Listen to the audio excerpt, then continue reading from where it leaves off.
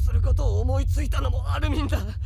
潜んでいたライナーを暴き出したのも、ベルトルトを倒すことができたのも、全部アルミンの力だ。人類を救うのは俺でも団長でもない、アルミンだ。そうだろミカサ。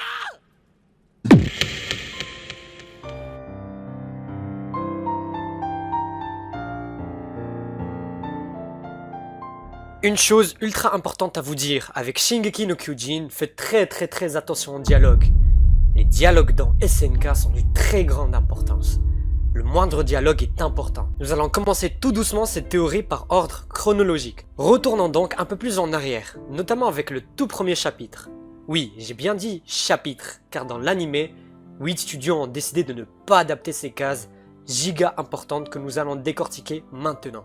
Ceci est la toute première page où on voit Eren et Mikasa pour la première fois. La première chose qu'on peut remarquer ici, c'est que Eren était dans un rêve. Et dans les derniers moments de son rêve, il voit et entend Mikasa lui dire « À plus tard, Eren ». Eren se réveillera et vit devant lui Mikasa, mais qui lui paraît un peu différente. « Mikasa, tes cheveux, ils ont poussé, non ?» Une des cases les plus importantes de tout le manga Shingeki no Kyojin, qui n'a malheureusement pas été adapté en animé. Je vais poser une question. Vous n'avez rien remarqué ici? Toujours pas? Oui, en effet. La Mikasa dont Eren se souvient est celle ayant les cheveux courts. Celle que l'on verra à la saison 4. Cependant, pour être sincère, quelque chose d'intriguant me tourmente l'esprit. La phrase de Mikasa, quand elle lui a dit « À plus tard, Eren ». Bon, pour être sincère avec vous, j'ai creusé, mais je n'ai rien trouvé. Je me suis peut-être dit qu'elle fait ses adieux à Eren, mais si c'était le cas, elle lui dirait adieu, et non pas à plus tard. Je me suis donc précipité pour voir la traduction anglaise, et pour ma grande surprise, c'était la même chose. See you, Eren. C'est très frustrant, mais très puissant de la part d'Isayama.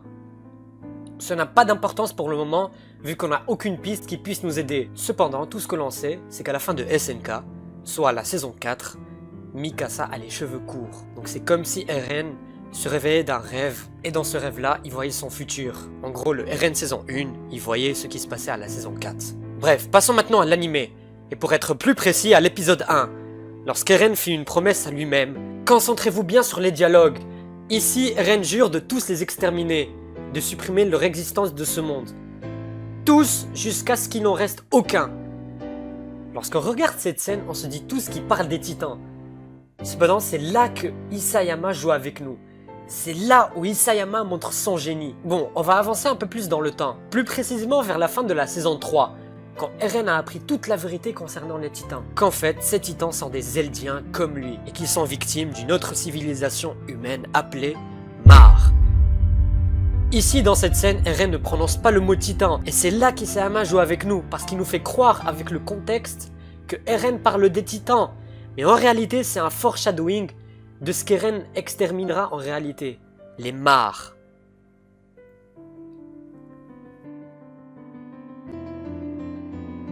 Épisode 9. Petit foreshadowing très important ici avec Grisha qui dit à Eren qu'il faut utiliser les pouvoirs de l'assaillant pour sauver Mikasa et Armin. Foreshadowing que l'on verra encore une fois à la saison 3 avec Eren Kruger.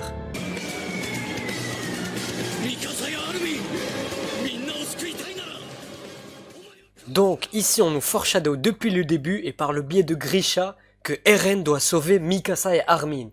Et on nous répète cela encore avec Eren Kruger à la saison 3 qui dit à Grisha que s'il veut sauver Mikasa et Armin, il devrait utiliser le pouvoir de l'assaillant.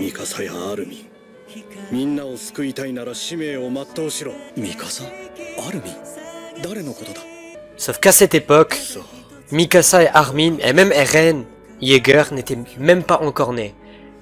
On pourra donc comprendre ici que Eren sauvera Armin et Mikasa.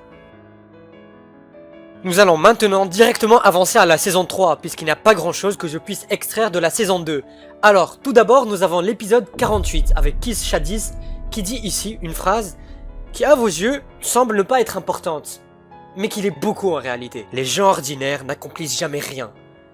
Gardez cette phrase dans votre tête et allons ensemble voir l'épisode 56, celui qui suit le choix de Levi. Au début de cet épisode, Armin demandait aux autres pourquoi lui et pas le Major Erwin. Et on a Hanji qui lui répond « C'est à toi qu'on a échu l'esprit de Erwin et le pouvoir d'un titan. Quoi que quiconque en pense, tu es désormais un être spécial. Armin. の力が託された。誰に何と言われようと、君はもうそういう存在なんだ、アルミン。D'accord, maintenant revenons à l'épisode 48. Lorsque Kish Shadis a dit que les gens ordinaires n'accomplissent jamais rien. Comme il nous a été dit à l'épisode 56 par Hanji, Armin n'est désormais plus un être ordinaire. C'est maintenant un être spécial et il accomplira donc quelque chose. Et je vais vous prouver une fois de plus qu'Armin accomplira quelque chose de très grand. Allons donc voir l'épisode 56 encore une fois. Mais cette fois-ci, nous prendrons en compte la phrase ultra importante de Levi. Ne leur fais pas regretter le leur. Ne déçois personne et surtout pas toi-même. Voilà ta mission désormais. Armin devrait donc d'ici à la fin du manga accomplir quelque chose de grandiose pour ne décevoir personne, lui-même, mais surtout ne pas décevoir les lecteurs. Et c'est ici que s'arrête la première partie de cette théorie où j'ai seulement pris en compte des éléments de l'anime pour ne spoiler personne. Passons maintenant à la deuxième partie de cette vidéo dédiée au manga. Donc si vous n'avez pas lu le manga et que vous n'êtes pas à jour, je vous conseille de quitter cette vidéo et je vous remercie énormément.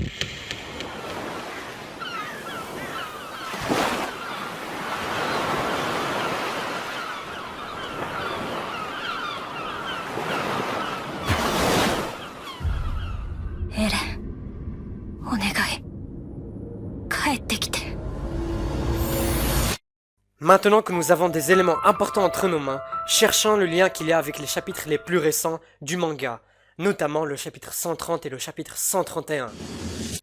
Devenu le monstre que personne ne peut arrêter, le chapitre 131 nous présente un Eren qui détruit tout sur son passage. Je vous invite d'ailleurs à cliquer sur l'affiche en haut à droite pour regarder ma review du chapitre 131. Bref, nous avions eu dans ce chapitre 131 le visage d'un Eren qui disait tout.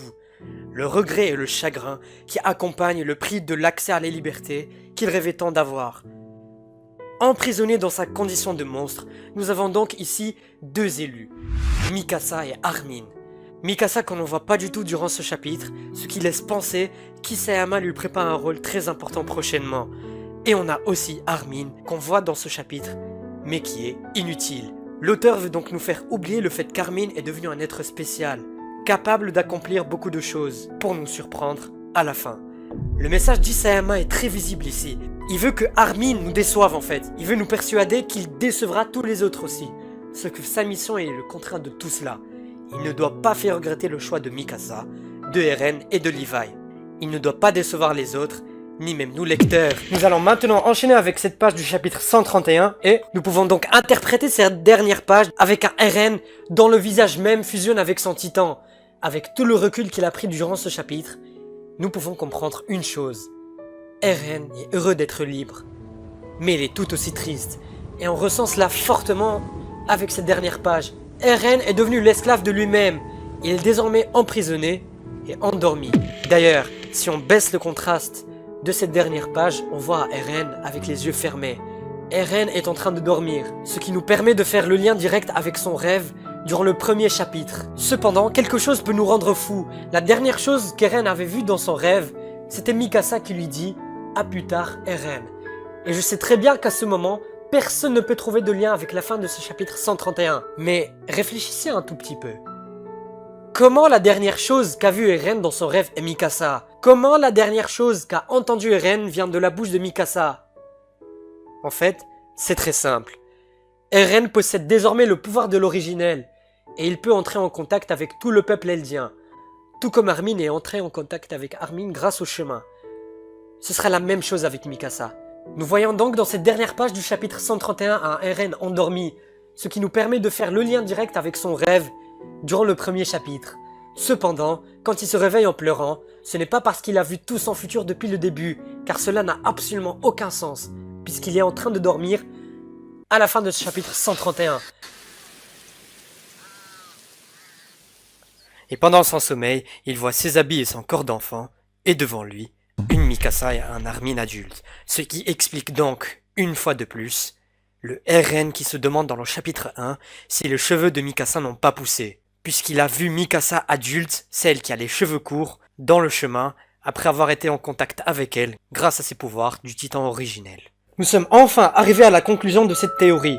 Par où est-ce que tout a commencé et par où et comment tout va se terminer. Nous avons désormais un Armin connecté à Eren grâce au chemin et comme il nous a été dit à maintes reprises, Armin est celui qui sauvera l'humanité. Armin sauvera aussi son meilleur ami, perdu dans son sommeil. Quant à Mikasa, son rôle nous est toujours très flou. Elle sera connectée à Eren grâce au chemin, puisqu'on la voit même dans les souvenirs du Eren endormi. Peut-être que le à plus tard Eren insinue à une mort de Eren et à un suicide de Mikasa, qu'il est dû à plus tard car elle sait qu'ils se reverront dans le delà.